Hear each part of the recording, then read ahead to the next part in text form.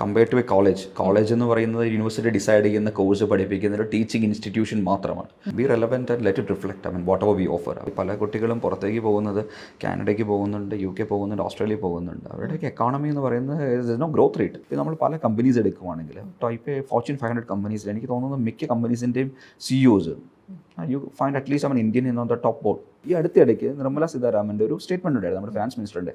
60% of the Silicon Valley startups അതിൽ compound ചെയ്യുന്ന അല്ലെങ്കിൽ ലീഡ് ചെയ്യുന്നത് ഇന്ത്യൻസ് ആണ്. ഈ പുതിയ യൂത്ത് എപ്പോഴും അല്ലെങ്കിൽ പുതിയ ക്രൗഡ് അല്ലെങ്കിൽ സ്റ്റുഡൻറ്റ് ക്രൗഡ് എപ്പോഴും നോക്കുന്നത് എന്താണോ ബീൻ ഡിമാൻഡ് എന്നാണ്.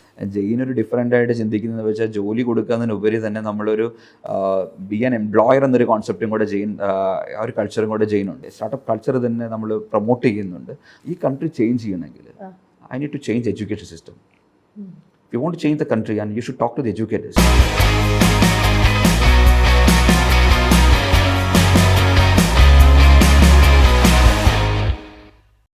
Hello and welcome everybody to our show. ഇന്നത്തെ എപ്പിസോഡ് എന്ന് പറയുന്ന ഒരു സ്പെഷ്യൽ എപ്പിസോഡാണ്. കാരണം ഇപ്പോഴത്തെ സീസൺ അതാണല്ലോ, എക്സാംസ് നടക്കുന്നു, അഡ്മിഷൻസ് നടക്കുന്നു, കോളേജിൻ്റെ എല്ലാ തരത്തിലുള്ള അഡ്മിഷൻസ് റിലേറ്റഡ് ടെൻഷൻസും ക്വയറീസും നമ്മുടെ സ്റ്റുഡൻസിനൊക്കെ കാണും. അപ്പോൾ അതിനെക്കുറിച്ചൊക്കെ സംസാരിക്കാൻ, അതിനെക്കുറിച്ച് നമുക്ക് ഡീറ്റെയിൽസ് തരാൻ നമ്മളോടൊപ്പം ഉള്ളത് ജെയിൻ യൂണിവേഴ്സിറ്റിയുടെ ന്യൂ ഇനിഷ്യേറ്റീവ്സ് ഡയറക്ടറായ മിസ്റ്റർ ടോം ജോസഫ് ആണ് നമ്മളോടൊപ്പം ഉള്ളത്. And welcome Tom to in focus. Thank you തന്നെ. ഞാൻ നേരത്തെ പറഞ്ഞ പോലെ വല്ലാത്തൊരു സമയമാണ്. ഞാൻ എൻ്റെ സ്റ്റുഡൻറ്റ് ലൈഫിലേക്ക് പോകുമായിരുന്നു. ഈ ഒരു ഫേസ് ഉണ്ടല്ലോ, നമ്മൾ 12th കഴിഞ്ഞിട്ട് അല്ലെങ്കിൽ ഗ്രാജുവേഷൻ കഴിഞ്ഞിട്ട് നിൽക്കുന്ന ഒരു ഫേസ് ഉണ്ട്, ഭയങ്കര കൺഫ്യൂസിങ് ആയിട്ടുള്ളൊരു ഫേസാണ്. അന്ന് നമുക്ക് അധികം ഓപ്ഷൻസ് ഉണ്ടായിരുന്നില്ല, പക്ഷേ ഇന്ന് ഒത്തിരി ഓപ്ഷൻസ് ഉണ്ടായിരുന്നു. അതിനകത്തുനിന്ന് കറക്റ്റ് കോഴ്സ് പിക്കപ്പ് ചെയ്യുക, കറക്റ്റ് കോളേജ് പിക്ക് ചെയ്യുക, കറക്റ്റ് യൂണിവേഴ്സിറ്റി പിക്ക് ചെയ്യുക. അതിനകത്ത് തന്നെ കുറേ തരത്തിലുള്ള universities. It's so confusing. Tom education സെക്ടറിലായിട്ട് കുറേ നാളായിട്ടുണ്ട്. You know the ins and outs of education. അപ്പോൾ അതിനു വേണ്ടിയാണ് ഈ ഫസ്റ്റ് ക്വസ്റ്റ്യൻ ഞാൻ ടോമിനോട് ഇത് ചോദിക്കട്ടെ. എങ്ങനെയാണ് നമ്മൾ ഒരു university, will start with a university, ഒരു യൂണിവേഴ്സിറ്റി നമ്മൾ എങ്ങനെയാണ് സെലക്ട് ചെയ്യുന്നത്? യൂണിവേഴ്സിറ്റി ഇന്ത്യയിൽ പല യൂണിവേഴ്സിറ്റികളുണ്ട്, പല കാറ്റഗറികളുള്ള, സ്റ്റേറ്റ്, സെൻട്രൽ, ഡീംഡ്, പ്രൈവറ്റ്. നമ്മൾ സ്റ്റുഡൻ്റ് ഒരു യൂണിവേഴ്സിറ്റി ചൂസ് ചെയ്യുമ്പോൾ പ്രത്യേകിച്ചും ഓരോ യൂണിവേഴ്സിറ്റിയിലും അതിൻ്റെ സബ്ജക്റ്റ് അല്ലെങ്കിൽ ഡിസിപ്ലിൻസ് ഫോക്കസ്ഡ് ആയിട്ടുള്ള യൂണിവേഴ്സിറ്റികളായിരിക്കും. ചില യൂണിവേഴ്സിറ്റികൾ ആർട്സിന് ഫോക്കസ്ഡ് ആയിരിക്കും, ചിലത് ലിബറൽ സ്റ്റഡീസിനായിരിക്കും, ചിലത് കൊമേഴ്സിനായിരിക്കും, മാനേജ്മെൻറ്റിനായിരിക്കും. അപ്പോൾ അവരുടെ ഫോക്കസ് ഏരിയ ഫൈൻഡ് ഔട്ട് ചെയ്യുക. പിന്നെ അവരുടെ റെക്കഗ്നീഷൻ എന്താണ്, എങ്ങനെയാണ് അവരുടെ റെക്കഗ്നീഷൻ. എസ്പെഷ്യലി സ്റ്റുഡൻസ് നോക്കുന്നത് അല്ലെങ്കിൽ കൺസിഡർ ചെയ്യേണ്ട ഒരു കാര്യം എന്ന് പറയുന്നത് നാഷണൽ അസസ്മെൻറ്റ് അക്രഡിറ്റേഷൻ കൗൺസിൽ എന്ന് പറയുന്ന NAAC എന്ന് പറയുന്ന ഒരു അസസ്മെൻറ്റ് ഏജൻസി ഉണ്ട്. അവർ ഇൻഡിപെൻഡൻ്റ് ആയിട്ട് യൂണിവേഴ്സിറ്റികളെ റെക്കഗ്നൈസ് ചെയ്യുന്ന ഗവൺമെൻറ് ഏജൻസിയാണ്. NAACന് A+, A അങ്ങനെ പല സ്കോറുകളുണ്ട്. അതിൽ ഏറ്റവും മികച്ച യൂണിവേഴ്സിറ്റി സ്കോർ അനുസരിച്ച് ഫൈൻഡ് ഔട്ട് ചെയ്യുക. പിന്നെ അവരുടെ അഫോർഡബിലിറ്റി, വീടിനടുത്തുള്ള അല്ലെങ്കിൽ സ്ഥലം എങ്ങനെയാണ്, പ്രോക്സിമിറ്റി, അതൊക്കെ ഒന്ന് കൺസിഡർ ചെയ്തിട്ട് ഒരു ചോയ്സ് എടുക്കുക. അതിൻ്റെ ഇടയ്ക്ക് ചോദിക്കട്ടെ, അപ്പോൾ നമ്മൾ നേരത്തെ പറഞ്ഞ പോലെ government colleges, private universities, government universities, private universities, പിന്നെ ഡീം ടു ബി യൂണിവേഴ്സിറ്റീസ്, ഇവർ മൂന്നും തമ്മിലുള്ള വ്യത്യാസം എന്താണ്? അതല്ലാതെ എന്തെങ്കിലും ഉണ്ടോ? അല്ല, അത് പിന്നെ സ്റ്റേറ്റ് ഓൺഡ് യൂണിവേഴ്സിറ്റി ഉണ്ട്. 4 യൂണിവേഴ്സിറ്റികളിൽ സെൻട്രൽ യൂണിവേഴ്സിറ്റി സെൻട്രൽ ഓൺ ചെയ്യുന്നു, സ്റ്റേറ്റ് യൂണിവേഴ്സിറ്റി സ്റ്റേറ്റ് ഓൺ ചെയ്യുന്നു. അപ്പോൾ സെൻട്രൽ യൂണിവേഴ്സിറ്റി എന്ന് പറയുന്നത് സെൻട്രൽ യൂണിവേഴ്സിറ്റി ഓഫ് കേരള, അത് കാസർഗോഡുള്ള യൂണിവേഴ്സിറ്റിയാണ്, സെൻട്രൽ ഓൺ ചെയ്യുന്ന യൂണിവേഴ്സിറ്റി. അതുപോലെ ഇപ്പോൾ മഹാത്മാഗാന്ധി യൂണിവേഴ്സിറ്റി അല്ലെങ്കിൽ കേരള യൂണിവേഴ്സിറ്റി, ഇതെല്ലാം സ്റ്റേറ്റ് ഓൺ ചെയ്യുന്ന യൂണിവേഴ്സിറ്റിയാണ്. ഇപ്പോൾ ഡീം ടു ബി യൂണിവേഴ്സിറ്റി സ്റ്റേറ്റിന് വേണ്ടി ഓൺ ചെയ്യാം, അല്ലെങ്കിൽ പ്രൈവറ്റ് വെഞ്ചേഴ്സിന് ഓൺ ചെയ്യാം. ആ യൂണിവേഴ്സിറ്റികൾ ഗവേൺ ചെയ്യുന്നത് സെൻട്രൽ ഗവൺമെൻറ് ആയിരിക്കും. അതിന് സ്റ്റേറ്റ് ഗവൺമെൻറ് യാതൊരു റൈറ്റോ അല്ലെങ്കിൽ കൺട്രോളോ ഇല്ല.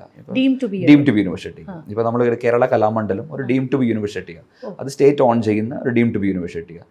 അങ്ങനെ യൂണിവേഴ്സിറ്റികളാണ് ഡീം ടു ബി യൂണിവേഴ്സിറ്റികൾ. പിന്നെയുള്ളത് സ്റ്റേറ്റ് പ്രൈവറ്റ് യൂണിവേഴ്സിറ്റികൾ, അത് സ്റ്റേറ്റ് അസംബ്ലിയുടെ ഒരു ലെജിസ്ലേഷൻ അനുസരിച്ച് പാസ്സായിട്ട് വരുന്ന യൂണിവേഴ്സിറ്റികൾ. അപ്പോൾ കേരളത്തിൽ സ്റ്റേറ്റ് പ്രൈവറ്റ് യൂണിവേഴ്സിറ്റികളില്ല. കർണാടക, തമിഴ്നാട് പോലുള്ള സ്റ്റേറ്റുകളിൽ സ്റ്റേറ്റ് പ്രൈവറ്റ് യൂണിവേഴ്സിറ്റികളുണ്ട്. അത് ഓൺ ചെയ്യുന്ന പ്രൈവറ്റ് വ്യക്തിയായിരിക്കും, പക്ഷെ അതിനെ ഗവേൺ ചെയ്യുന്ന ആക്ട് സെറ്റ് ചെയ്യുന്നത് സ്റ്റേറ്റ് ഗവൺമെൻറ് ആയിരിക്കും. ഓക്കെ, അപ്പോൾ ഈ deemed to be university basically ഒരു പ്രൈവറ്റ് എൻ്റർപ്രൈസ് ആയിരിക്കും, പക്ഷെ അതിനെ ഗവേൺ ചെയ്യുന്നത്, അതിൻ്റെ എല്ലാം കൺട്രോൾ മെക്കാനിസംസ് എല്ലാം കയ്യിൽ അത് സെൻട്രൽ യൂണിവേഴ്സിറ്റിയുടെ അടുത്തായിരിക്കും. അങ്ങനെയാണോ? സെൻട്രൽ ഗവൺമെന്റിന്റെ കയ്യിലാണ്. Central deemed to be university ഞാൻ പറയുന്ന പോലെ പ്രൈവറ്റിന് ഓൺ ചെയ്യാം, പബ്ലിക്കിന് ഓൺ ചെയ്യാം. കേരള കലാമണ്ഡലം കേരള ഗവൺമെന്റ് ഓൺ ചെയ്തിരിക്കുന്നത്. പിന്നെ ഇതിനകത്ത് ഒരു സെൻട്രൽ ഗവൺമെന്റ് ഇതിനെ ഗവേൺ ചെയ്യുന്നു. ഇന്ത്യയിൽ എഡ്യൂക്കേഷൻ എന്ന് പറയുന്ന ഒരു കൺകറന്റ് സബ്ജക്റ്റ്, അത് സ്റ്റേറ്റ് ഗവൺമെന്റിനും റൈറ്റ് ഉണ്ട്, സെൻട്രൽ ഗവൺമെന്റിനും റൈറ്റ് ഉണ്ട്. റൈറ്റ് പല രീതിയിൽ ഡിഫൈൻ ചെയ്തിരിക്കുക. അപ്പോൾ ഡീം ടു യൂണിവേഴ്സിറ്റിയുടെ കാര്യത്തിൽ മിനിസ്ട്രി ഓഫ് എഡ്യൂക്കേഷനാണ് അതിൻ്റെ ഗവേൺ ചെയ്യുന്ന സുപ്രീം അതോറിറ്റി എന്ന് പറയുന്നത്. ഇപ്പൊ ജെയിൻ യൂണിവേഴ്സിറ്റി എന്ന് പറയുന്നത് ഒരു ഡീം ടു ബി യൂണിവേഴ്സിറ്റിയാണ്. അതുപോലെ തന്നെ കുറേ ഡീം ടു ബി യൂണിവേഴ്സിറ്റീസ് ഇല്ലേ? ഇതിന്റെ ഇടയ്ക്ക് തന്നെ നമുക്ക് സെലക്ട് ചെയ്യാൻ ഭയങ്കര ബുദ്ധിമുട്ടായിരിക്കും. കാരണം ഇതൊക്കെ ഭയങ്കര പ്രസ്റ്റീജിയസ് ആയിട്ടുള്ള ഇൻസ്റ്റിറ്റ്യൂട്ട്സും കൂടിയാണ്. ഡീം ടു ബി യൂണിവേഴ്സിറ്റി എന്ന് പറയുമ്പോൾ തന്നെ അതിലൊരു സർട്ടൻ ഓട്ടോണമി ഇൻവോൾവ് ആണ്. ആ ഓട്ടോണമി എന്തൊക്കെ ഏരിയാസിലാണ്? കുട്ടികളുടെ ഒരു കാഴ്ചപ്പാടെന്ന് നോക്കിക്കഴിഞ്ഞാൽ ഏതൊക്കെ ഏരിയാസിലാണ് നിങ്ങളുടെ ഓട്ടോണമി ഉള്ളത്? യൂണിവേഴ്സിറ്റികൾക്കെല്ലാം ഓട്ടോണമി ഉണ്ട്. കാരണം university compared to a college എന്ന് പറയുന്നത് യൂണിവേഴ്സിറ്റി ഡിസൈഡ് ചെയ്യുന്ന കോഴ്സ് പഠിപ്പിക്കുന്ന ഒരു ടീച്ചിങ് ഇൻസ്റ്റിറ്റ്യൂഷൻ മാത്രമാണ്. യൂണിവേഴ്സിറ്റിയെ സംബന്ധിച്ചിടത്തോളം കോഴ്സ് ഡിസൈൻ ചെയ്യാൻ, അല്ലെങ്കിൽ ആ കോഴ്സിൻ്റെ ലേണിംഗ് ഔട്ട്കം അല്ലെങ്കിൽ പ്രോഗ്രാമിൻ്റെ ഔട്ട്കം, പുതിയ പ്രോഗ്രാം ഇൻട്രൊഡ്യൂസ് ചെയ്യാൻ, റിസർച്ച് ചെയ്യാൻ, എല്ലാ കാര്യത്തിലും യൂണിവേഴ്സിറ്റികൾക്ക് ഓട്ടോണമി ഉണ്ട്. അതിൽ തന്നെ ഗ്രേഡഡ് ഓട്ടോണമി എന്ന് പറയുന്ന റെഗുലേഷൻ ഉണ്ട്. അത് ഗ്രേഡഡ് ഓട്ടോണമി എന്ന് പറയുന്നത് കുറച്ചും കൂടി കൂടുതൽ ഓട്ടോണമി, ഗവൺമെൻറ്റിൻ്റെ യാതൊരു പെർമിഷനും കൂടാതെ പല കാര്യങ്ങളും ചെയ്യാനുള്ള ഒരു ഗ്രേഡഡ് ഓട്ടോണമി UGCയുടെ ഈ പറയുന്ന നാക്കിൻ്റെ ഗ്രേഡ് അനുസരിച്ച് പല യൂണിവേഴ്സിറ്റികൾക്കും ഗ്രാൻഡ് ചെയ്തിട്ടുണ്ട്. ഇപ്പോൾ ഈ A++ എന്ന് പറയുന്നതാണല്ലോ ഏറ്റവും കൂടിയ നാക് അക്രഡിറ്റേഷൻ. അത് ജെയിൻ ഉണ്ട് എന്നാണ് താങ്കൾ ക്ലെയിം ചെയ്യുന്നതല്ല. അതല്ല, അതൊരു ഈ പറയുന്ന നാക് A++ അങ്ങനെയുള്ള ഗവൺമെന്റ് റേറ്റിംഗ് എല്ലാം പബ്ലിക്കലി വിസിബിൾ ആയിട്ടുള്ള ഇൻഫർമേഷൻ. അത് ഞാൻ ക്ലെയിം ചെയ്യേണ്ട ആവശ്യമില്ല. അത് പബ്ലിക്കലി വിസിബിൾ ആണെന്നോ പറഞ്ഞല്ലോ? അത് എങ്ങനെ ഒരു സ്റ്റുഡന്റിന് ചെക്ക് ചെയ്യാൻ പറ്റും? നാക്കിന്റെ വെബ്സൈറ്റിൽ കയറി കഴിഞ്ഞാൽ നാക് സ്കോർ ഓരോ യൂണിവേഴ്സിറ്റിക്ക് ഗ്രാൻഡ് ചെയ്തിരിക്കുന്നവർക്ക് വിസിബിൾ ആയിട്ട് കാണാം. It is all there for public display. അല്ലാതെ നമുക്കൊരു വെബ്സൈറ്റിൽ പോയി ഒരു യൂണിവേഴ്സിറ്റിയുടെ വെബ്സൈറ്റിൽ പോയി നമ്മൾ അത് വിശ്വസിക്കേണ്ട കാര്യമില്ല. You can actually check. University വെബ്സൈറ്റിൽ എപ്പോഴും അത് ഫെയർ ആയിട്ട് റെപ്രസെന്റ് ചെയ്യും. അത് വേണമെങ്കിൽ ക്രോസ് ചെക്ക് ചെയ്യാൻ വേണ്ടി നാക്കിന്റെ വെബ്സൈറ്റിൽ കയറി ക്രോസ് ചെക്ക് ചെയ്യാം. എത്ര ഇമ്പോർട്ടൻ്റ് ആണ് ഈ A++ അക്രഡിറ്റേഷൻ? A++ നാക്കിന്റെ അക്രഡിറ്റേഷൻ തന്നെ ഇന്ത്യയിലെ യൂണിവേഴ്സിറ്റികളെ നമ്മൾ അക്രഡിറ്റ് ചെയ്യുമ്പോൾ അവരുടെ ഇൻഫ്രാസ്ട്രക്ചർ, അതുപോലെ അവരുടെ കോഴ്സിന്റെ കണ്ടന്റ് അല്ലെങ്കിൽ കോഴ്സിന്റെ ഡെലിവറി, അവരുടെ സിസ്റ്റം, പ്രോസസ്സ്, ഇതെല്ലാം ബേസ് ചെയ്താണ് നാക്ക് അക്രഡിറ്റ് ചെയ്യുന്നത്. വളരെ ഒരു ക്വാളിറ്റി ബെഞ്ച് മാർക്കാണ് നാക്ക് സെറ്റ് ചെയ്തിരിക്കുന്നത്. അതിൽ ഏറ്റവും ഹയസ്റ്റ് ബെഞ്ച് മാർക്കാണ് A++ എന്ന് പറയുന്നത്. അപ്പോൾ ജെയിനെ സംബന്ധിച്ചിടത്തോളം A++ൽ തന്നെ 3.5 മുകളിലുള്ളതെല്ലാം A++ ആണ്. നമ്മൾ 3.73 ആണ് out of 4, which is one of the highest NAAC scores in the country. Okay, so for a student ഈ നാക് സ്കോർ ഇസ് പ്രോബബ്ലി ഒരു parameter by which you can gauge the university. ഏത് യൂണിവേഴ്സിറ്റിയിലേക്ക് പോകണം എന്നുള്ള ഒരു സ്റ്റുഡൻറ്റിൻ്റെ കാഴ്ചപ്പാട് നോക്കിക്കഴിഞ്ഞാൽ അത് നാക് ആയിരിക്കണം വൺ ഓഫ് ദ പാരാമീറ്റേഴ്സ്. ഉറപ്പായിട്ടും നാക് ആയിരിക്കണം എന്ന് പറയാൻ കാരണം അതൊരു ക്വാളിറ്റി അല്ലെങ്കിൽ ഒരു ബെഞ്ച് മാർക്ക് അവിടെ സീൽ ചെയ്തിരിക്കുക. പിന്നെ നമ്മളിപ്പോൾ IS അക്രഡിറ്റഡ് എന്നൊക്കെ പറയുന്ന പോലെ ഇപ്പം നാക് എന്ന് പറയുന്നത് ഒരു എന്താ പറയുന്നത് ഒരു ക്വാളിറ്റി മാർക്കായിട്ട് ഗവൺമെൻറ് സെറ്റ് ചെയ്തിരിക്കുന്ന ഒരു അക്രഡിറ്റേഷനാണ്. അതെല്ലാ യൂണിവേഴ്സിറ്റീസിനും ഉണ്ട്. എല്ലാ യൂണിവേഴ്സിറ്റികളും മാൻഡേറ്ററി ആയിട്ട് നാക്കിന് പോകണം എന്നുള്ളതാണ് ഗവൺമെൻറ് ഇൻസിസ്റ്റ് ചെയ്യുന്നത്. എല്ലാ വർഷവും കിട്ടുമോ നാക്? എല്ലാ വർഷവും അല്ല, 5 ഇയർ സൈക്കിളാണ്. ഓരോ 5 ഇയറിലും നാക് അക്രഡിറ്റേഷൻ പോകണം. Oh, so this is a very, very proud thing that you have a wonderful high NAC accreditation. ഇതിൻ്റെ ഇടയ്ക്ക് ഞാനൊരു കാര്യം ചോദിച്ചോട്ടെ. ഇടയ്ക്കൊരു കോൺട്രവേഴ്സി ഉണ്ടായിരുന്നു which concerned Jain university. What was that controversy? അതെല്ലാം റിസോൾവ് ആയി കഴിഞ്ഞു? അല്ല, കോൺട്രവേഴ്സി എന്നതിനുപരി ഒരു കൺഫ്യൂഷൻ എന്ന് ഞാൻ പറയാം. കാരണം കോൺട്രവേഴ്സി പബ്ലിക്കിന് അത് കോൺട്രവേഴ്സി ആയിരിക്കും, നമ്മളെ സംബന്ധിച്ചിടത്തോളം കൺഫ്യൂഷൻ എന്ന് പറയുന്നതായിരിക്കും ബെറ്റർ. കാരണം 2018 സെൻട്രൽ ഗവൺമെൻറ് ഒരു ഗ്രേഡഡ് ഓട്ടോണമി റെഗുലേഷൻ കൊണ്ടുവരുന്നു. ഇന്ത്യയിൽ 1100 യൂണിവേഴ്സിറ്റികളുണ്ട്. അതിൽ 62 യൂണിവേഴ്സിറ്റികൾക്ക് ഗ്രേഡഡ് ഓട്ടോണമി ഗ്രാൻഡ് ചെയ്യുന്നു. ഗ്രേഡഡ് ഓട്ടോണമി ഞാൻ മുമ്പ് പറഞ്ഞതുപോലെ പല കാര്യങ്ങളിലും കൂടുതൽ ഫ്ലെക്സിബിലിറ്റി യൂണിവേഴ്സിറ്റികൾക്ക് ഗ്രാൻഡ് ചെയ്യുന്നു. ആ ഫ്ലെക്സിബിലിറ്റി ഗ്രാൻഡ് ചെയ്തതിലൊരു കാര്യമാണ് അവരുടെ ജൂറിഡിസ്ട്രിക്ഷന് പുറത്ത്. അപ്പോൾ ജെയിൻ ബാംഗ്ലൂർ ബേസ് ചെയ്തൊരു യൂണിവേഴ്സിറ്റിയാണ്. അവരുടെ ജൂറിഡിസ്ട്രിക്ഷന് പുറത്ത് 2 campus without prior approval of UGC start ചെയ്യാനൊരു പെർമിഷൻ ഗ്രാൻഡ് ചെയ്യുന്നു. അങ്ങനെ ചെയ്യുന്ന ഒരു ക്യാമ്പസ് കൊച്ചി തുടങ്ങുന്നു. അതിനുശേഷം UGC റെഗുലേഷനിൽ മാറ്റം വരുന്നു. ഇങ്ങനെ തുടങ്ങിയ ക്യാമ്പസുകളെ നോട്ടിഫൈ ചെയ്യണമെന്നൊരു കൺഫ്യൂഷൻ വരുന്നു. അതിനുശേഷം നമ്മൾ ലീഗലി വളരെ ഫൈറ്റ് ചെയ്യും. അതായത് ഈ പറയുന്ന ക്യാമ്പസ് നോട്ടിഫൈ ചെയ്യാനുള്ള പ്രോസസ്സിനിടയ്ക്ക് നമ്മൾ ഈ ഒരു കൺഫ്യൂഷൻ ആകെ പബ്ലിക്കിന് മൊത്തം വരുന്നു. ജെയിൻ റെക്കഗ്നൈസ്ഡ് അല്ല, അല്ലെങ്കിൽ ജെയിൻ തുടങ്ങിയ ക്യാമ്പസ് ലീഗൽ അല്ല, അങ്ങനെ പറയുന്ന കൺഫ്യൂഷൻ നിൽക്കുന്ന സമയത്ത് കേരള ഹൈക്കോർട്ട് നമുക്ക് ഫേവറബിൾ ആയിട്ട് ഓർഡർ ഇഷ്യൂ ചെയ്യുന്നു. അതായത് ജെയിൻ ഈ ഗ്രേഡഡ് ഓട്ടോണമി റെഗുലേഷൻ നിലവിലുള്ളപ്പോൾ സ്റ്റാർട്ട് ചെയ്ത ക്യാമ്പസ് ആയതുകൊണ്ട് ജെയിനെ അപ്രൂവൽ ഗ്രാൻഡ് ചെയ്യാൻ പറഞ്ഞ് ഒരു ഫേവറബിൾ ഓർഡർ ഹൈക്കോർട്ടിൽ നിന്ന് വരുന്നു. ആ ഓർഡർ അനുസരിച്ച് നമ്മുടെ മിനിസ്ട്രി ഓഫ് എഡ്യൂക്കേഷൻ പുതിയ റെഗുലേഷൻ തന്നെ കൊണ്ടുവരിക. കാരണം അന്ന് നിലവിൽ ഓർഡർ വരുന്നത് 2021 അപ്പോൾ ആ പുതിയ റെഗുലേഷൻ കൊണ്ടുവരാൻ കാരണം അന്ന് നിലവിലിരുന്ന റെഗുലേഷന് ലാക്ക് ഓഫ് ലീഗൽ സാനിറ്റി ഉണ്ടായിരുന്നു ഇങ്ങനെയുള്ള ക്യാമ്പസുകളെ നോട്ടിഫൈ ചെയ്യാൻ.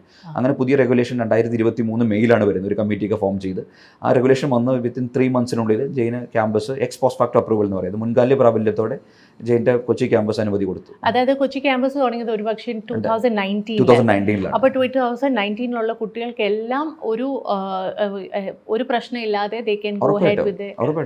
അപ്പോൾ പാസ് ഔട്ട് ചെയ്ത കുട്ടികൾക്കൊന്നും ഒരു പ്രോബ്ലം ഉണ്ടായിട്ടില്ല എന്നാണ്. ഓക്കെ, സോ നൗ ഇപ്പോൾ പുതിയ അഡ്മിഷൻസ് വരുമ്പോഴത്തേക്കും ഞാനൊരു സ്റ്റുഡൻറ് പെർസ്പെക്റ്റീവ് നിന്ന് വീണ്ടും ചോദിക്കട്ടെ. നമ്മളൊരു ഡീം ടു ബി യൂണിവേഴ്സിറ്റി അല്ലെങ്കിൽ ഒരു പ്രൈവറ്റ് യൂണിവേഴ്സിറ്റിയിലേക്ക് പോകുമ്പോൾ ഒരു കുട്ടിക്ക് ഏറ്റവും കൂടുതൽ വലിയൊരു അഡ്വാൻറ്റേജ് ഫീസ് ഹൈ ആണ് as compared to government institutions. അപ്പോൾ ഫീസ് ഹൈ ആകുമ്പോൾ ഏറ്റവും വലിയ അഡ്വാൻറ്റേജ് ആ വാല്യൂ ഫോർ മണി എന്ന് പറഞ്ഞൊരു കാര്യമുണ്ടല്ലോ, ആ വാല്യൂ ഫോർ മണി എവിടെ നിന്നാണ് വരുന്നത്? അല്ല, അത് ഏത് സർവീസ് എടുത്താലും അല്ലെങ്കിൽ ഏത് പ്രൊഡക്റ്റ് എടുത്താലും നമ്മൾ കൺസിഡർ ചെയ്യുന്ന ഒരു കാര്യമുണ്ട്. അത് ROI എന്ന് പറയും, റിട്ടേൺ ഓഫ് ഇൻവെസ്റ്റ്മെൻറ്റ്. എങ്ങനെയാണ് നമ്മൾ ഇൻവെസ്റ്റ് ചെയ്യുന്ന ഒരു എമൗണ്ട്. എഡ്യൂക്കേഷനും അത് വളരെ ആപ്ലിക്കബിൾ ആയ ഒരു കാര്യം തന്നെയാണ്. നമ്മൾ ഇൻവെസ്റ്റ് ചെയ്യുന്ന ഒരു എമൗണ്ട് ഒരു കോഴ്സിന് ചിലപ്പോൾ 3 lakhs 4 lakhs അല്ലെങ്കിൽ 5 lakhs 10 lakhs വരെ കോഴ്സ് ഫീയുള്ള കോഴ്സുകളുണ്ട്. അപ്പോൾ ആ കോഴ്സിൽ ഇൻവെസ്റ്റ് ചെയ്യുമ്പോൾ അതിൻ്റെ റിട്ടേൺ ഓഫ് ഇൻവെസ്റ്റ്മെൻറ്റ് നമ്മളത് റിക്കവർ ചെയ്യാൻ പോകുന്ന ഫ്യൂച്ചർ എംപ്ലോയ്മെൻറ്റ് പ്രോസ്പെക്റ്റ് ചെയ്യുന്നത്. അപ്പോൾ നമ്മുടെ കോഴ്സുകളിൽ ഡിസൈൻ ചെയ്ത് പല കോഴ്സുകളും നമ്മൾ വളരെ എക്സ്പെൻസീവ് ആയിട്ടുള്ള ഫാക്കൽറ്റീസ് അല്ലെങ്കിൽ എക്സ്പെൻസീവ് ആയിട്ടുള്ള റിസോഴ്സസ് യൂസ് ചെയ്യേണ്ടി വരും. പിന്നെ നമ്മുടെ ഇൻഫ്രാസ്ട്രക്ചറും അതുപോലെ തന്നെ നമ്മൾ ക്യാമ്പസ് ഇൻഫോ പാർക്കിലാണ് വളരെ ബ്യൂട്ടിഫുൾ ആയിട്ട് അല്ലെങ്കിൽ സ്റ്റേറ്റ് ഓഫ് ദി ആർട്ട്. നമ്മളിപ്പം കേരളത്തിൽ അങ്ങനത്തെ ഒരു ക്യാമ്പസ് ഒരു യൂണിവേഴ്സിറ്റിയോ അല്ലെങ്കിൽ ഒരു കോളേജിനും ഇല്ലെന്ന് തന്നെ പറയാം. അങ്ങനെ ഒരു ക്യാമ്പസാണ് നമ്മൾ ബിൽഡ് ചെയ്തിരിക്കുന്നത്. അപ്പോൾ ആ ക്യാമ്പസ് പഠിക്കുമ്പോൾ നമ്മൾ 3 year അല്ലെങ്കിൽ 2 year പോസ്റ്റ് ഗ്രാജുവേഷനിൽ ഡിഗ്രി കഴിയുമ്പോൾ കൊടുക്കുന്ന എംപ്ലോയ്മെൻറ്റ് ഓപ്പർച്യൂണിറ്റി, അവർ ഇൻവെസ്റ്റ് ചെയ്യുന്ന മണി അല്ലെങ്കിൽ ആ ഇൻവെസ്റ്റ്മെൻറ്റിനെ ജസ്റ്റിഫൈ ചെയ്യുന്നുള്ള റിട്ടേൺ ഓഫ് ഇൻവെസ്റ്റ്മെൻറ്റ് കൊടുക്കാൻ പറ്റിയ രീതിയിലാണ്. അപ്പോൾ അതിനൊരു കമ്പാരിസൺ ഞാൻ അവിടെ പഠിക്കുമ്പോൾ BCom എനിക്ക് ഇത്ര രൂപയ്ക്ക് പഠിക്കാം അല്ലെങ്കിൽ വളരെ നിസ്സാരമായിട്ട് പഠിക്കാം. ജെയിനിൽ എന്തുകൊണ്ട് ഇത്ര ഫീസ് എന്ന് പറഞ്ഞാൽ ജെയിൻ കൊടുക്കുന്ന quality comes with a price. So you mean to say employability ഒരു വലിയ കാര്യമാണ്. ദാറ്റ് ക്യാമ്പസ് പ്ലേസ്മെന്റ്സോ അല്ലെങ്കിൽ നിങ്ങൾക്ക് അട്രാക്ട് ചെയ്യാൻ പറ്റുന്ന കമ്പനീസ്, അത് വളരെ ഇമ്പോർട്ടൻ്റ് ആണ്. രണ്ടാമത്തെ എനിക്ക് തോന്നുന്നു ഒരു ഫാക്ടർ ഇതും കൂടിയാണ്. എനിക്ക് ഓർമ്മയുണ്ട്, ഞാൻ കോളേജിൽ പഠിച്ചുകൊണ്ടിരുന്ന സമയത്ത് നാട്ടിൽ ഞാൻ ഒരു വർഷം പഠിച്ചിരുന്നു. ഏത് യൂണിവേഴ്സിറ്റിയാണെന്ന് ഞാൻ പറയുന്നില്ല, പക്ഷേ ഒരു യൂണിവേഴ്സിറ്റി പഠിച്ചപ്പോൾ എർത്ത്വർംസിൻ്റെ ഡൈജസ്റ്റീവ് സിസ്റ്റവും അതും ഇതൊക്കെയാണ് പഠിച്ചത്. അതിനുശേഷം ഞാൻ മുംബൈക്ക് പോയി. Mumbai of course it's a different university, again state owned university, പക്ഷേ it was a different university. And അവിടെ ഞാൻ പഠിച്ചത് ശരിക്കും പറഞ്ഞാൽ ഫിഷറീസിനെ കുറിച്ചും ഹോർട്ടിക്കൾച്ചറും നമുക്ക് ജോബ് ഓറിയൻറ്റഡ് ആയിട്ടുള്ള സ്കിൽസ് ഡെവലപ്പ് ചെയ്യുന്ന കാര്യങ്ങളും കൂടി ഉണ്ടായിരുന്നു, as opposed to cockroaches digestive system or earthworms digestive system. So I felt somewhere it was more relevant and in tune with the current times. നമ്മുടെ ഒരു സ്റ്റുഡൻറ്റ് ജോബിലേക്ക് കടക്കുമ്പോൾ നമുക്ക് അറിയേണ്ട കാര്യങ്ങൾ വളരെ പ്രാക്ടിക്കൽ ആയിട്ടുള്ള ഒരു നോളജ് നൽകുന്ന ഒരു യൂണിവേഴ്സിറ്റി ആയിരുന്നു. It was way more updated, I would say. Do you agree that deemed to be universities or private colleges have probably ഒരു എക്സ്ട്രാ സ്റ്റെപ്പും കൂടി എടുക്കാൻ പറ്റും എന്ന് തോന്നാറുണ്ടോ in terms of curriculum and relevance in the job sector right now?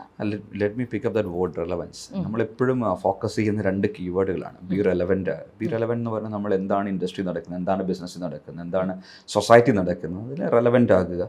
Relevant ആയ മാത്രം പോരെ, അത് റിഫ്ലക്റ്റ് ചെയ്യണം. B relevant and let it reflect what ever V offer. അങ്ങനെ ആ ഒരു എന്താ പറയുന്നത് എക്കോസിസ്റ്റത്തിലാണ് നമ്മൾ ബിൽഡ് ചെയ്തിരിക്കുന്നത്. അപ്പോൾ ഡീംഡ് യൂണിവേഴ്സിറ്റികൾക്ക് പ്രത്യേകമുള്ള ബെനിഫിറ്റ് എന്ന് പറഞ്ഞാൽ നമുക്ക് കുറച്ചും കൂടെ ഫ്ലെക്സിബിലിറ്റി, ഓട്ടോണമി ഉള്ളത് കൊണ്ട് കോഴ്സുകൾ ഡിസൈൻ ചെയ്യാനോ അല്ലെങ്കിൽ വളരെ ഈ റെലവൻസ് വളരെ ഈസി ആയിട്ട് നമ്മുടെ സിസ്റ്റത്തിലേക്ക് കൊണ്ടുവരാൻ പറ്റും. വേറെ പ്രിയർ അപ്രൂവലോ അല്ലെങ്കിൽ വേറൊരു ഒരു ഫർദർ അപ്രൂവലോ നമുക്ക് ആവശ്യമില്ല, ലൈക്ക് എ കോളേജ്. അതുപോലെ തന്നെ നമ്മൾ ഓപ്പറേറ്റ് ചെയ്യുന്ന രീതി, നമ്മുടെ സ്റ്റാഫ് റിക്രൂട്ട്മെൻറ്റ് അല്ലെങ്കിൽ നമ്മുടെ ഒരു ക്രൈറ്റീരിയ സെറ്റ് ചെയ്ത് അത് നമുക്ക് വളരെ ക്വാളിഫൈഡ് ആയിട്ടുള്ള ഫാക്കൽറ്റീസിനെ റിക്രൂട്ട് ചെയ്യാൻ യാതൊരു ഇൻ്റർഫിയറൻസും ഇല്ല. നമുക്ക് നമ്മുടെ ഓൺ ഡിസിഷൻ എടുത്ത് നല്ല ക്വാളിഫൈഡ് ആയിട്ടുള്ള ആൾക്കാരെ അട്രാക്ട് ചെയ്യാനുള്ള ഒരു റൈറ്റ് അല്ലെങ്കിൽ ഒരു ഫ്ലെക്സിബിലിറ്റി യൂണിവേഴ്സിറ്റികൾക്കുണ്ട്. അപ്പോൾ ദാറ്റ് ഗിവ്സ് യു ആക്ച്വലി സ്റ്റുഡൻസിൻ്റെ ജോബ് മാർക്കറ്റിലേക്ക് ഇറങ്ങുമ്പോഴത്തേക്കും അവർക്ക് ഒത്തിരി വലിയൊരു അഡ്വാൻറ്റേജ് ആണ്.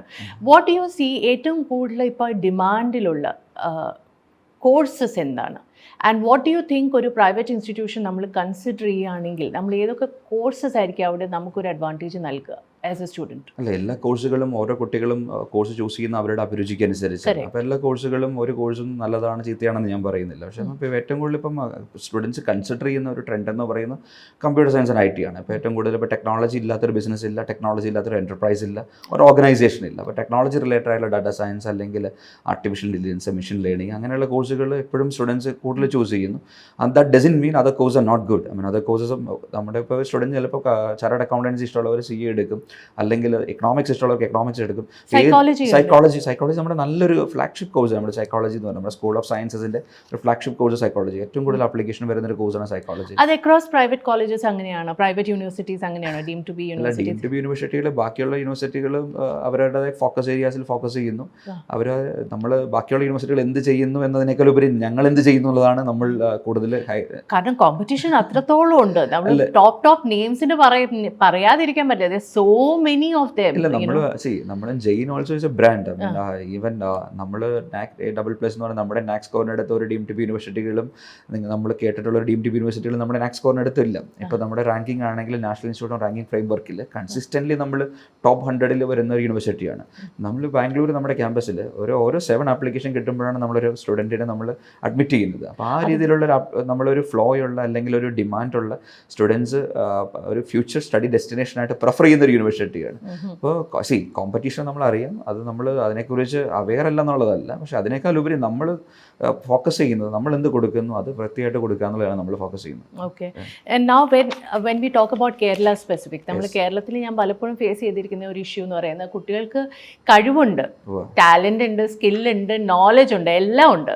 പക്ഷേ ഒരു ജോബ് മാർക്കറ്റിലേക്ക് വരുമ്പോൾ കമ്മ്യൂണിക്കേഷൻ സ്കിൽ വളരെയധികം ലാക്കിംഗ് ആണ്, കോൺഫിഡൻസ് ലാക്കിംഗ് ആണ്, how the present themselves, basic skills ഉണ്ടല്ലോ, ഒരു സോഫ്റ്റ് സ്കിൽസ് എന്ന് പറയുന്നത്. ബട്ട് ഐ തിങ്ക് ദീ soft skills are really important skills. അതിനെ അണ്ടർമൈൻ ചെയ്യുന്നില്ല. പക്ഷേ ദീ സ്കിൽസ് ഇസ് സോ റെലവൻറ്റ്. പക്ഷെ അതൊന്നും നമ്മൾ പലപ്പോഴും ഒരു ജോബ് പ്ലാറ്റ്ഫോമിലേക്ക് വരുമ്പോൾ പ്രോബ്ലി ഒരു മുംബൈ അല്ലെങ്കിൽ ഒരു ബാംഗ്ലൂർ ഒരു സിറ്റിയിൽ നിന്ന് വരുന്ന ഒരാൾക്കായിരിക്കും അവിടെ ഒരു അഡ്വാൻറ്റേജ് ഉണ്ടാവും. അപ്പോൾ ഈ ഒരു ഗ്യാപ്പ് എങ്ങനെയാണ് ബ്രിഡ്ജ് ചെയ്യുന്നത്? Because placement is so important to deemed to be universities, അല്ലേ? So that is so relevant. How do you do that, Tom? വളരെ റെലവൻ്റ് ആയിട്ടുള്ള റിപ്പോർട്ടുണ്ട്. മെക്കൻസി 2013 പബ്ലിഷ് റിപ്പോർട്ടാണ്, എഡ്യൂക്കേഷൻ ടു എംപ്ലോയ്മെൻറ്റ് എന്ന് പറയും. വളരെ റിപ്പോർട്ടിൻ്റെ നക്ഷൽ എന്ന് പറയുന്നത് നമ്മൾ അന്ന് അൺഎംപ്ലോയ്മെൻറ്റും ഒക്കെ വളരെ കാര്യമായിട്ട് ചർച്ച ചെയ്യുമ്പോൾ അന്ന് മെക്കൻസി പറയുന്ന 70 മില്യൺ ജോബ്സ് അന്ന് വേൾഡിൽ എക്സിസ്റ്റ് ചെയ്യുന്നതാണ്. കാരണം വേറെ ഒന്നുമല്ല, എന്താണ് എംപ്ലോയർ എക്സ്പെക്ട് ചെയ്യുന്നത് അതിന് ബേസ് ചെയ്തിട്ടുള്ള എക്സ്പെക്ടേഷനെ മീറ്റ് ചെയ്യാൻ പറ്റിയ ഗ്രാജുവേറ്റിനെ പ്രൊഡ്യൂസ് ചെയ്യാൻ അന്നത്തെ ഇൻസ്റ്റിറ്റ്യൂഷന് യൂണിവേഴ്സിറ്റികൾക്ക് പറ്റുന്നില്ല. അതിപ്പോഴും അതൊരു ചലഞ്ച് തന്നെയാണ്. പക്ഷെ നമ്മൾ കൺസിഡർ ചെയ്യുന്ന ഒരു കാര്യം, ജെയിനിൽ ഓരോ കോഴ്സ് ഡിസൈൻ ചെയ്യുമ്പോഴും നമ്മൾ ഒത്തിരി എംപ്ലോയറിൻ്റെ പെർസ്പെക്റ്റീവ്, എന്താണ് എംപ്ലോയർ എക്സ്പെക്ട് ചെയ്യുന്നത്, പർട്ടിക്കുലർ കോഴ്സിൽ നിന്ന് അവർ എക്സ്പെക്ട് ചെയ്യുന്ന ഔട്ട്കം, അല്ലെങ്കിൽ അവരൊരു പർട്ടിക്കുലർ ജോബ് റോഡിലേക്ക് ഒരാളെ റിക്രൂട്ട് ചെയ്യുമ്പോൾ എന്തൊക്കെ skill set, rather than skill set എന്തൊക്കെ കോമ്പിറ്റൻസി അവർ എക്സ്പെക്ട് ചെയ്യുന്നു, അതിനെ ബേസ് ചെയ്താണ് നമ്മൾ കോഴ്സ് ഡ്രാഫ്റ്റ് ചെയ്യുന്നത്. അപ്പോൾ ആ ഒരു ഗ്യാപ്പ് നമുക്കൊരു പരിധി വരെ ബ്രിഡ്ജ് ചെയ്യാൻ പറ്റുന്നു. അതിനുപരി നമ്മുടെ എഡ്യൂക്കേഷൻ എന്ന് പറയുന്നത് ഇപ്പോൾ നോളജ് നേടാൻ വേണ്ടി ആരും യൂണിവേഴ്സിറ്റി വരേണ്ട ആവശ്യമില്ല. നിങ്ങളുടെ ഡിവൈസിൽ, നമ്മുടെ ഡിവൈസിൽ ലോകത്തിലുള്ള എല്ലാ കാര്യങ്ങളും നമ്മുടെ ടീച്ചറിന് അറിയുന്നതിനേക്കാളും കൂടുതൽ അറിയാം. ഓരോ ദിവസവും അത് അപ്ഡേറ്റ് നടക്കുന്ന കാര്യങ്ങൾ. അപ്പം rather than നോളജ് നേടുക, നമ്മൾ ഡിഫൈൻ ചെയ്യുന്ന എഡ്യൂക്കേഷനെ പുതിയ വേൾഡിന് വേണ്ട പുതിയ സ്കിൽ സെറ്റ് ഇൻട്രൊഡ്യൂസ് ചെയ്യാനും അത് കോൺഫിഡൻസോടെ പ്രാക്ടീസ് ചെയ്യാനൊരു പ്ലാറ്റ്ഫോം കൊടുക്കുക എന്നുള്ളതാണ് നമ്മൾ എഡ്യൂക്കേഷൻ ഡിഫൈൻ ചെയ്യുന്നത്. അങ്ങനെ ഒരു സ്കിൽ സെറ്റ് ഇൻട്രൊഡ്യൂസ് ചെയ്യാനും അല്ലെങ്കിൽ അത് പ്രാക്ടീസ് ചെയ്യാനുള്ള ഒരു പ്ലാറ്റ്ഫോം അല്ലെങ്കിൽ ഫെസിലിറ്റേറ്റർ എന്ന റോളാണ് മിക്ക യൂണിവേഴ്സിറ്റികളും ഇനി എടുക്കേണ്ട റോള്. കാരണം നോളജ് പഠിച്ചു കൊടുക്കാൻ അല്ലെങ്കിൽ ഒരു അറിവ് കൊടുക്കാൻ വേണ്ടി ക്ലാസ് റൂമിലേക്ക് ഇൻവൈറ്റ് ചെയ്യേണ്ട ഒരു സിറ്റുവേഷൻ മാറിക്കഴിഞ്ഞു. പിന്നെ സ്കിൽ സെറ്റ് നമ്മൾ ബാംഗ്ലൂരോ അല്ലെങ്കിൽ മുംബൈ വരുന്നത് എന്ന് പറയുന്നത് അവർ കുറച്ചും കൂടെ എക്സ്പോഷർ അല്ലെങ്കിൽ കുറച്ചും കൂടെ എക്സ്പോസ്ഡ് ആണ്. പല സിറ്റുവേഷൻസ്, പല കൾച്ചർ വ്യത്യാസമാണ്. കേരളത്തിൽ നമുക്കറിയാം നമ്മൾ വളരെ ഒരു വിത്തിൻ ഫാമിലി തന്നെയാണ് സ്കൂളിംഗ് എല്ലാം കഴിയുന്നത്. പിന്നെ നമ്മൾ വളരെ എന്താ പറയുക, ഒരു വളരെ ക്ലോസ്ഡ് ആയിട്ട് സ്റ്റുഡൻസ് അല്ലെങ്കിൽ ചിൽഡ്രനെ അല്ലെങ്കിൽ കുട്ടികളെ ദൂരെ വിടുന്നില്ല. അപ്പോൾ അങ്ങനെ അവർക്കൊരു പുതിയ എക്സ്പോഷർ കിട്ടാൻ ഇപ്പോൾ കുറേയൊക്കെ മാറി വരുന്നുണ്ട് കേട്ടോ. നമ്മളിപ്പോൾ ടെക്കിൻ്റെ ഇൻഫ്ലുവൻസ് വലിയൊരു ഇൻഫ്ലുവൻസ് ആണ്. ഇപ്പോൾ വളരെ ഈ പറയുന്ന ലോകത്ത് എവിടെ നടക്കുന്ന കാര്യങ്ങൾ സ്റ്റുഡൻസ് അറിഞ്ഞു തുടങ്ങുന്നു. ആ ഇൻഫ്ലുവൻസോടെ കുറേയൊക്കെ ഈ പറയുന്ന എക്സ്പോഷർ വന്നു തുടങ്ങി. അത് മാത്രമല്ല ഈ കമ്മ്യൂണിക്കേഷൻ സ്കില്ല് നമ്മളിൽ പറയാം, നമ്മുടെ എല്ലാ കോളേജിൽ ചെന്നാലും മീഡിയ ഓഫ് ഇൻസ്ട്രക്ഷൻ അല്ലെങ്കിൽ ഇംഗ്ലീഷ് ആണെങ്കിലും ഒരു കോളേജിലും ഇംഗ്ലീഷ് പഠിപ്പിക്കുന്നില്ല, എല്ലാവരും പഠിപ്പിക്കുന്നത് മലയാളത്തിൽ തന്നെയാണ്. പിന്നെ ആ ഷെല്ലിൽ നിന്ന് പുറത്ത് വരാനുള്ള ഒരു ആ കോൺഫിഡൻസ്, അത് ഞാൻ പറയുന്നത് ഈ പറയുന്ന ഒരു കോൺഫിഡൻസ് ബിൽഡ് ചെയ്യാനുള്ള ഒരു പ്ലാറ്റ്ഫോം യൂണിവേഴ്സിറ്റി കൊടുക്കണം എന്നുള്ള റോൾ അവിടെയാണ് എംഫസൈസ് ചെയ്യുന്നത്. ആ ഒരു റോള് കോളേജുകൾക്ക് ഇവിടെ പ്ലേ ചെയ്യാൻ പറ്റുന്നില്ല. ആ ഒരു റോള്, അങ്ങനെ ഒരു ചേഞ്ചാണ് ജെയിൻ കൊണ്ടിരുന്നത്. അപ്പോൾ നമ്മുടെ ടാഗ് ലൈൻ തന്നെ പറയുന്നത് B the change and B the future എന്നാണ്. കാരണം നമ്മളൊരു ട്രഡീഷണൽ എഡ്യൂക്കേഷൻ ലാൻഡ്സ്കേപ്പിനെ നമ്മൾ ബ്രേക്ക് ചെയ്യുക. എന്താണ് നിങ്ങൾ കണ്ടിട്ടുള്ളത്, എന്താണ് നിങ്ങൾ ഇതുവരെ കേട്ടിട്ടുള്ള എഡ്യൂക്കേഷൻ, അതിനെ ബ്രേക്ക് ചെയ്തിട്ട് ഇനി ഒരു ഫ്യൂച്ചറിസ്റ്റിക് ആയിട്ടുള്ള ഒരു അപ്രോച്ച് അല്ലെങ്കിൽ ഫ്യൂച്ചറിസ്റ്റിക് ആയിട്ടുള്ള ഒരു എഡ്യൂക്കേഷൻ, ഒരു വിഷൻ തന്നെ നമ്മളിവിടെ ഇൻട്രൊഡ്യൂസ് ചെയ്യുക. അപ്പോൾ ഈ കുട്ടികൾ ഇപ്പം നിങ്ങൾ ഒരു ഈ പ്രൈവറ്റ് യൂണിവേഴ്സിറ്റി ആണെങ്കിൽ ദാറ്റ് കമ്പാരിസൺ വരുന്നത് പലപ്പോഴും ഗ്ലോബൽ ആയിട്ടുള്ള അല്ലെങ്കിൽ പുറത്ത് പോയി പഠിക്കുന്ന, ഇപ്പോൾ കേരളത്തിൽ നിന്ന് ഒത്തിരി കുട്ടികൾ പുറത്ത് പോയി പഠിക്കുന്നുണ്ട്, അതുമായിട്ടായിരിക്കും കമ്പാരിസൺ. ഫീസും റിലേറ്റീവ്ലി സംവേ മിഡ്വേ ആണ്. അപ്പോൾ അങ്ങനെയാണെങ്കിൽ ഒരു കുട്ടി why should they choose to be in India and go to private university? വെളിയിൽ പോയി എന്തുകൊണ്ട് പഠിച്ചുകൂടാ? India is a land of opportunities, I should say that. And എൻ്റെ വേൾഡിലെ ഏറ്റവും ഗ്രോവിങ് എക്കോണമിയാണ് ഇന്ത്യ. ഇപ്പോൾ നമ്മൾ പല കുട്ടികളും പുറത്തേക്ക് പോകുന്നത് കാനഡയ്ക്ക് പോകുന്നുണ്ട്, UK പോകുന്നുണ്ട്, ഓസ്ട്രേലിയ പോകുന്നുണ്ട്. അവരുടെയൊക്കെ എക്കോണമി എന്ന് പറയുന്നത് is no growth rate. And നമ്മളത് ഒരു സ്റ്റാറ്റിസ്റ്റിക്സ് എടുക്കുവാണെങ്കിൽ അവർക്ക് അവരെ അട്രാക്ട് ചെയ്യുന്നൊരു കാര്യം എന്ന് പറഞ്ഞാൽ അവർ ചെയ്യുന്ന ജോലി എന്ന് പറയുന്നത് അവർ പഠിച്ച കാര്യങ്ങളുമായിട്ട് ജോലി ചെയ്യുന്ന വളരെ കുറച്ച് ആൾക്കാരേ ഉള്ളൂ. അവന് കറൻസിയുടെ ഒരു കറൻസി കൺവേർഷനുള്ള ഒരു ബെനിഫിറ്റ് അല്ലെങ്കിൽ അവിടുത്തെ സ്റ്റാൻഡേർഡ് ഓഫ് ലിവിങ് അതൊക്കെ കണ്ടിട്ടാണ് ആൾക്കാർ പോകുന്നത്. ഇന്ത്യ അപ്പോൾ opportunity, standard of life, standard of living ഒരു നല്ലൊരു ഇൻഫ്ലുവൻസിങ് ഫാക്ടറാണ്. അപ്പോൾ ഇന്ത്യ എന്ന് പറയുന്ന ഒത്തിരി ഓപ്പർച്യൂണിറ്റീസ് കൊടുക്കുന്ന ഇന്ത്യ ഇപ്പോൾ വേൾഡിലെ തന്നെ ഗ്രോത്ത് റേറ്റിൽ അല്ലെങ്കിൽ നമ്മുടെ എക്കോണമിയുടെ ഗ്രോത്ത് എന്ന് പറയുന്നത് വേൾഡിലെ one of the top 5 economies in the world. അപ്പോൾ ആ ഒരു ആംബിൾ ഓഫ് ഓപ്പർച്യൂണിറ്റീസ് ഇന്ത്യയിലുണ്ട്. എന്തിന് പുറത്തേക്ക് പോകണം എന്ന് പിന്നെ ഫാമിലിയായിട്ട് ക്ലോസ് ആയിട്ട് നിൽക്കാം. അതുപോലെ തന്നെ പുറത്ത് ഒരു അണ്ടർ ഗ്രാജുവേഷൻ ചെയ്യുമ്പോൾ എനിക്ക് തോന്നുന്നു നല്ലൊരു യൂണിവേഴ്സിറ്റി പഠിക്കുമ്പോൾ ഏകദേശം 40-50 ലക്ഷം രൂപ 55 ലക്ഷം രൂപയോളം സ്പെൻഡ് വരുന്നുണ്ട്. അപ്പോൾ നമ്മുടെ കോഴ്സ് അത്രയും എക്സ്പെൻസീവ് അല്ല. അത് മാത്രമല്ല ഈ പഠിക്കുന്ന സമയത്ത് കുട്ടികൾക്ക് പഠിക്കാനുള്ള ജോലി ചെയ്ത് അവിടുത്തെ എക്സ്പെൻസ് മീറ്റ് ചെയ്യാനുള്ള പ്രഷർ വരുന്നു. കാരണം ഒരു കുട്ടീനെ ഒരു പേരൻറ്റ് വിട്ട് കഴിയുമ്പോൾ അവർ സ്റ്റുഡൻറ്റ് ഫീസ് കോഴ്സ് ഫീസ് അടച്ചിട്ടാണ് വിടുന്നത്. എല്ലാ മാസവും എക്സ്പെൻസിന് പൈസ ആരും അയച്ചു കൊടുക്കുന്നില്ല. അപ്പോൾ അതിനുള്ളൊരു പ്രഷർ സ്റ്റുഡൻസിൻ്റെ മേലിൽ വരും. അങ്ങനെ ഒരു പ്രഷറൊന്നും ഇല്ലാതെ നമുക്ക് കുറച്ചും കൂടെ റിലാക്സ്ഡ് ആയിട്ട് പഠിക്കാൻ പറ്റും. അത് മാത്രമല്ല ഈ പറയുന്ന പഠിച്ചു കഴിഞ്ഞാൽ അവർ പഠിച്ചതുമായിട്ട് ബന്ധപ്പെട്ട ജോലി എനിക്കറിയാവുന്ന ഞാൻ എൻ്റെ ബേസ് യു കെയിലാണ്. അപ്പോൾ ഞാനൊരു 10-15 ദിവസം മാസത്തിൽ യു കെ സ്പെൻഡ് ചെയ്യുന്ന ഒരാളാണ്. ഞാൻ അവിടെ കാണുന്ന പല എഞ്ചിനീയേഴ്സും വർക്ക് ചെയ്യുന്ന കെയർ ഹോംസിലാണ്. അവർ പഠിച്ച് കോഡിങ്ങും അവർ പഠിച്ച് പ്രോഗ്രാമിങ്ങും ഒന്നുമല്ല, അവർ വർക്ക് ചെയ്യുന്നത് കെയർ ഹോംസിലാണ് വർക്ക് ചെയ്യുന്നത്. വേറെ ജോബ് ഓപ്പർച്യൂണിറ്റി അവർക്ക് കിട്ടുന്നില്ല. ജോബ് ഓപ്പർച്യൂണിറ്റീസ് ഉണ്ട്, പക്ഷേ ആ ഓപ്പർച്യൂണിറ്റി ടാക്കിൾ ചെയ്യാൻ അവർക്ക് പറ്റുന്നില്ല, അല്ലെങ്കിൽ അതിനെക്കുറിച്ച് അവർ ഏബിൾ അല്ല. ഈവൻ ഹൗസിങ് ഇപ്പോൾ പറയുന്ന ഇപ്പോൾ പല കൺട്രീസ് ഇപ്പോൾ അതിനുള്ളൊരു കൺട്രോൾ തന്നെ കൊണ്ടുവരുന്നത്. ഇപ്പോൾ കാനഡയിൽ അവരുടെ സ്റ്റുഡൻറ്റ് വിസ കോട്ട തന്നെ housing is a big challenge. അവൻ അവിടെ വരുന്ന ഈ പറയുന്ന ഒരു മൈഗ്രേഷനെ അക്സെപ്റ്റ് ചെയ്യാൻ അല്ലെങ്കിൽ അക്കോമഡേറ്റ് ചെയ്യാനുള്ള ഹൗസിങ് ഇൻഫ്രാസ്ട്രക്ചർ പല കൺട്രീസിലും ഇല്ല. You have been in the education sector for so long, Tom. But Tom, the personal experience in the, what is the biggest advantage that our student community has? ഇന്ത്യയിൽ നമ്മുടെ രാജ്യം തന്നെ ഈ ഒരു ഞാൻ ആദ്യം പറഞ്ഞ പോലെ ഡെവലപ്മെൻറ്റ് ഫേസിൽ പോയിക്കൊണ്ടിരിക്കുമ്പോൾ അത് ഓപ്പർച്യൂണിറ്റി എസ്പെഷ്യലി ടെക്നോളജി നമ്മളതുപോലെ തന്നെ വെൽക്കം ചെയ്യുന്നു. ആ ടെക്നോളജിയിലൊരു എനിക്ക് തോന്നുന്നു ഏറ്റവും വലിയൊരു അഡ്വക്കേറ്റാണ് ഇന്ത്യ. ഇപ്പോൾ നമ്മൾ 5G അല്ലെങ്കിൽ UPI പേയ്മെൻറ്റ് സിസ്റ്റം പല ഇന്നോവേറ്റീവ് ടെക്നോളജീസും കൊണ്ടുവരുന്നു. ഇപ്പോൾ നമ്മൾ പല കമ്പനീസ് എടുക്കുവാണെങ്കിൽ ഇപ്പോൾ Fortune 500 കമ്പനീസിൽ എനിക്ക് തോന്നുന്നു മിക്ക കമ്പനീസിൻ്റെയും CEOs you find at least Indian on the top board. Okay. And if you take any tech giants, most of the CEOs are from India. When Silicon Valley 60% സ്റ്റാർട്ടപ്സും എനിക്ക് തോന്നുന്നു അതിൽ ലീഡ് ചെയ്യുന്ന ഇന്ത്യൻസ് ആണ്. അപ്പോൾ റിയലി ഈ അടുത്തിടയ്ക്ക് നിർമ്മല സീതാരാമൻ്റെ ഒരു സ്റ്റേറ്റ്മെൻറ്റ് ഉണ്ടായിരുന്നു, നമ്മുടെ ഫിനാൻസ് മിനിസ്റ്ററിൻ്റെ. 60% of the Silicon Valley startups അതിൽ കോമ്പൗണ്ട് ചെയ്യുന്ന അല്ലെങ്കിൽ ലീഡ് ചെയ്യുന്നത് ഇന്ത്യൻസ് ആണ്. അപ്പോൾ ആ ഒരു ഇന്ത്യൻസിൻ്റെ ഒരു ടാലൻറ്റ് നല്ല രീതിയിൽ എനിക്ക് തോന്നുന്നു ഇപ്പോൾ വേൾഡ് മൊത്തം ഇന്ത്യ നോക്കിക്കൊണ്ടിരിക്കുന്നു. നമ്മുടെ ഏറ്റവും വലിയ നമ്മുടെ അഡ്വാൻറ്റേജ് നമ്മുടെ ഡെമോഗ്രാഫിക് ഡിവിഡൻറ്റ് തന്നെയാണ്. നമ്മുടെ പോപ്പുലേഷൻ അതുപോലെ തന്നെ ടാലൻറ്റഡ് ആയിട്ടുള്ളൊരു യൂത്ത്, അതാണ് ഇന്ത്യയുടെ ഏറ്റവും വലിയ അഡ്വാൻറ്റേജ്. അതിനുള്ള ഓപ്പർച്യൂണിറ്റീസ് മാക്സിമം അവർ അപ്സ്കിൽ ചെയ്യാനും അവരുടെ കോമ്പറ്റൻസി ബിൽഡ് ചെയ്യാനും പറ്റിയ ഓപ്പർച്യൂണിറ്റി കൊടുക്കുക. അതുകൊണ്ടാണ് എഡ്യൂക്കേഷനെ ഗവൺമെൻറ് വളരെ ഫോക്കസ്ഡ് ആയിട്ട് അപ്രോച്ച് ചെയ്യുന്നത്. ഇപ്പം നാഷണൽ എഡ്യൂക്കേഷൻ പോളിസി കഴിഞ്ഞ ടൈമിൽ സെൻട്രൽ ഗവൺമെൻറ്റിൻ്റെ ഏറ്റവും ഹൈലൈറ്റ് ചെയ്ത ഒരു കാര്യമാണ് എഡ്യൂക്കേഷനും നാഷണൽ എഡ്യൂക്കേഷൻ പോളിസിയും. ഒത്തിരി ചർച്ച ചെയ്ത കാര്യമാണ് എഡ്യൂക്കേഷനെ. ഇപ്പം ഞാൻ പല കൺട്രി ലീഡേഴ്സുമായിട്ട് നമ്മൾ ക്ലോസ് ആയിട്ട് വർക്ക് ചെയ്യുന്നുണ്ട്. I'm doing couple of capacity building project in couple of countries. One of the presidents I cannot quote the name of the country, but he's a very young guy. 42 years old ആണ് ഈ കൺട്രിയുടെ president. And we are doing നല്ലൊരു capacity building project world ബാങ്കിൽ നമ്മൾ അവിടെ ചെയ്യുകയാണ്. ഈ president believe ചെയ്യുന്നൊരു കാര്യമുണ്ട്, ഈ കപ്പാസിറ്റി ബിൽഡ് ചെയ്യുന്ന ടാലന്റ് പൂൾ ക്രിയേറ്റ് ചെയ്യുക, അവിടുത്തെ സ്കിൽഡ് ആയിട്ടുള്ളൊരു ലേബർ ഫോഴ്സ് കമ്മ്യൂണിറ്റി ഉണ്ടാക്കുക. ഈ കൺട്രി അടുത്തിടയ്ക്ക് ഓയിൽ ഫൗണ്ട് ചെയ്തു. അപ്പോൾ അതുവരെ ആ കൺട്രിക്ക് വലിയ ഓപ്പർച്യൂണിറ്റി ഒന്നുമില്ല. അതേപോലെ depending on world bank funding അല്ലെങ്കിൽ ഈ പറയുന്ന പല ഫണ്ടിങ്ങിന് IMFൻ്റെ ഫണ്ടിങ്ങിനൊക്കെ ഡിപ്പെൻഡ് ചെയ്ത് പോകുന്ന ഒരു ഡെവലപ്പിംഗ് കൺട്രി, അവരല്ലെങ്കിൽ എമേർജിങ് എക്കോണമി. അടുത്തിടയ്ക്ക് ഓയിൽ അവർ കണ്ടുപിടിച്ച് ഇപ്പോൾ എല്ലാവരും ഇൻവെസ്റ്റ്മെൻറ്റ് അങ്ങോട്ട് പോവുകയാണ്. അപ്പോൾ ഓയിൽ കണ്ടുപിടിക്കുക, അത് ടാപ്പ് ചെയ്യാൻ ഇവൻ ഒരു 5-star ഹോട്ടൽ പോലും കൺട്രിയിൽ ഇല്ലെന്നുള്ളതാണ്. അവിടെ ക്യാപിറ്റൽ സിറ്റിയിൽ 5-star ഹോട്ടൽ പോലും ഇല്ലായിരുന്നു. അപ്പോൾ അത് ടാപ്പ് ചെയ്യാൻ വേണ്ടിയുള്ള ഒരു ലേബർ ഫോഴ്സിനെ ബിൽഡ് ചെയ്യാനുള്ള വലിയൊരു capacity building project I am leading that. അപ്പോൾ ഈ പ്രസിഡന്റ് പറയുന്നൊരു കാര്യമുണ്ട്, is very educated president and അയാൾ 45 years താഴെയാണ്. അപ്പോൾ അയാൾ എന്നോട് പറഞ്ഞു, ഈ കൺട്രി ചേഞ്ച് ചെയ്യണമെങ്കിൽ I need to change education system. If you want to change the country and you should talk to the educators. ആ ഒരു ആസ്പെക്റ്റ് എനിക്ക് തോന്നുന്നു പല പൊളിറ്റീഷ്യൻസും പല ഗവൺമെൻറ്റ്സും ഐഡൻറ്റിഫൈ ചെയ്ത് അതിനെ ഫോക്കസ് ചെയ്തോളൂ. ഇന്ത്യ ഇപ്പോൾ ഞാൻ അതുകൊണ്ട് തന്നെ ഇന്ത്യ വളരെ റൈറ്റ് ടൈമാണ്. കാരണം ഇന്ത്യ നമ്മൾ ഇത്രയും എക്കോണമി ഗ്രോ ചെയ്യുമ്പോഴും അല്ലെങ്കിൽ ഇത്രയും മാറ്റങ്ങൾ വരുമ്പോഴും നമ്മുടെ ഇവിടുത്തെ എഡ്യൂക്കേഷൻ സിസ്റ്റത്തിനെ ഗവൺമെൻറ് ഫോക്കസ് ചെയ്യുന്നത് is a right approach. And coming to the last question, ഒരു representative of a deemed university എന്ന നിലയ്ക്ക് what is that you see ഒരു ഫ്യൂച്ചർ എന്താണ് ഫോർസീ ചെയ്യുന്നത് for our student fraternity in the country, for you as a person who is in the education sector?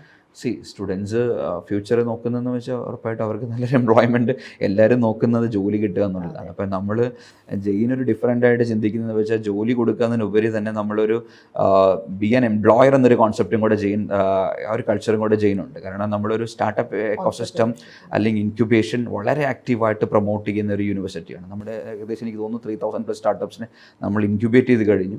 അപ്പോൾ ഒരു B an employer എന്നൊരു കോൺസെപ്റ്റും കൂടെ, അതായത് സ്വന്തമായിട്ട് എന്തെങ്കിലും തുടങ്ങുക, ഒരു സ്റ്റാർട്ടപ്പ് ബിൽഡ് ചെയ്യുക, അതിനൊരു കൾച്ചർ സ്റ്റാർട്ടപ്പ് കൾച്ചർ തന്നെ നമ്മൾ പ്രൊമോട്ട് ചെയ്യുന്നുണ്ട്. സ്റ്റുഡൻസും നോക്കുന്നത് ജോലി കിട്ടുന്നതിനുപരി തന്നെ നമുക്ക് എന്തൊക്കെ സ്വന്തമായിട്ട് ക്രിയേറ്റീവായിട്ട് ചെയ്യാം, അല്ലെങ്കിൽ എന്തെങ്കിലും ഓൺ വെഞ്ചർ സ്റ്റാർട്ട് ചെയ്യുക, അതിനുള്ള എല്ലാ ഓപ്പർച്യൂണിറ്റീസും ആസ് എ യൂണിവേഴ്സിറ്റി നമ്മൾ നോക്കുന്നത്. എനിക്ക് തോന്നുന്നു ഇപ്പോഴത്തെ യൂത്ത് കുറച്ചും കൂടി ഫോക്കസ്ഡ് ആണ്. അവരെന്ത് ചെയ്യണം, അല്ലെങ്കിൽ അവരെന്താണ്, എന്ത് വേണം, എവിടെ ജീവിക്കണം, അല്ലെങ്കിൽ എന്ത് കഴിക്കണം, എന്ത് ഡ്രസ്സ് വാങ്ങണം, അതൊക്കെ വളരെ വളരെ ഫോക്കസ്ഡ് ആയിട്ട് നിൽക്കുന്ന ഒരു യൂത്താണ്. പണ്ട് നമ്മൾ അങ്ങനെയില്ല. പണ്ട് നമ്മൾ എന്താണ് നമ്മുടെ സിറ്റുവേഷൻ അനുസരിച്ച് അങ്ങ് എന്താണ് അതനുസരിച്ച് അങ്ങ് അഡ്ജസ്റ്റ് ചെയ്തങ്ങ് പോകുന്നതാണ്. ഇപ്പം നമുക്കറിയാം എന്ത് പഠിക്കണം എന്നുള്ളത്. എനിക്ക് തോന്നുന്നു ഒരു 3-4 വർഷം മുമ്പ് തന്നെ അവർ റിസർച്ച് നടത്തി അവർക്കറിയാം, അവർ കണ്ടുമുട്ടുന്ന ആൾക്കാർ അല്ലെങ്കിൽ അവരുടെ ഫ്രണ്ട്സ്. ഇപ്പം നമുക്കിപ്പോൾ സോഷ്യൽ മീഡിയ പ്ലാറ്റ്ഫോംസ് വന്ന വഴിക്ക് ഫ്രണ്ട്സ് അല്ലെങ്കിൽ ഒരു there is no boundary as such, അല്ലേ? There is no boundary as such. അപ്പോൾ നമ്മളെ ബൗണ്ടറി ഇല്ലാതെ വളരെ ഗ്ലോബൽ വേൾഡ് ഒരു പ്ലാറ്റ്ഫോമിലാണ് നിൽക്കുന്നത്. അപ്പം സ്റ്റുഡൻസ് അങ്ങനെ ഒരു അവരുടെ ആസ്പിറേഷൻസ്, അവരുടെ ചേഞ്ച്, അവരുടെ അല്ലെങ്കിൽ എക്സ്പെക്റ്റേഷൻസ് എപ്പോഴും മാറിക്കൊണ്ടിരിക്കും. അത് പുതിയ കാര്യങ്ങൾ വരുമ്പോൾ അതിനോടുള്ള ചേഞ്ച് വരും. അല്ലെങ്കിൽ അതിപ്പോൾ എന്ത് കാര്യത്തിലും അങ്ങനെ തന്നെയാണ്. അപ്പോൾ എനിക്ക് തോന്നുന്നു ഈ പുതിയ യൂത്ത് എപ്പോഴും, അല്ലെങ്കിൽ പുതിയ ക്രൗഡ്, അല്ലെങ്കിൽ സ്റ്റുഡൻറ്റ് ക്രൗഡ് എപ്പോഴും നോക്കുന്നത് എന്താണോ ബീൻ ഡിമാൻഡ് എന്നാണ് അവർ നോക്കുന്നത്. കാരണം നമ്മൾ എന്ത് ചെയ്താലും അതൊരു നല്ല ഫ്യൂച്ചറിസ്റ്റിക് ആയിട്ടുള്ളൊരു കാര്യം ചൂസ് ചെയ്ത് ചെയ്യുക. അത് ജോലി ചെയ്യുന്ന കാര്യത്തിലാണെങ്കിലും, അല്ലെങ്കിൽ പഠിക്കുന്ന കാര്യത്തിലാണെങ്കിലും, അല്ലെങ്കിൽ ഒരു ഡിവൈസ് വാങ്ങുന്ന കാര്യത്തിലാണെങ്കിലും അവർ നോക്കുന്നത് ബീൻ ഡിമാൻഡ് എന്താണോ അപ് ടു ഡേറ്റ് ആയിട്ടുള്ള കാര്യങ്ങൾ അത് വാങ്ങുക, അല്ലെങ്കിൽ അത് പഠിക്കുക, അല്ലെങ്കിൽ അത് ചെയ്യുക എന്ന ഫോക്കസ്ഡ് ആയിട്ടുള്ള ക്രൗഡാണ് നമുക്കുള്ളത്. So anyway, thank you so much for all this information. കാരണം ഒത്തിരി കാര്യങ്ങൾ ഒരു കോമ്പാക്റ്റ് ആയിട്ട് നമുക്ക് കവർ ചെയ്യാൻ പറ്റി. And thanks so much Tom four sharing all that you did. I hope it really helps our audience out there. There's a comprehensive coverage of what universities are, അത് എന്തൊക്കെയാണ് ഡിഫറൻസസ്, അവർ തമ്മിൽ എങ്ങനെ നമുക്ക് choose ചെയ്യാം, എന്താണ് NAAC accreditation, അതിനെക്കുറിച്ചൊക്കെ നമ്മൾ സംസാരിച്ചു. So wish you all the best for the exams and the entrances and everything ahead. And thanks Tom for coming on to a show and sharing what you did. Thank you so much. It was a lovely conversation.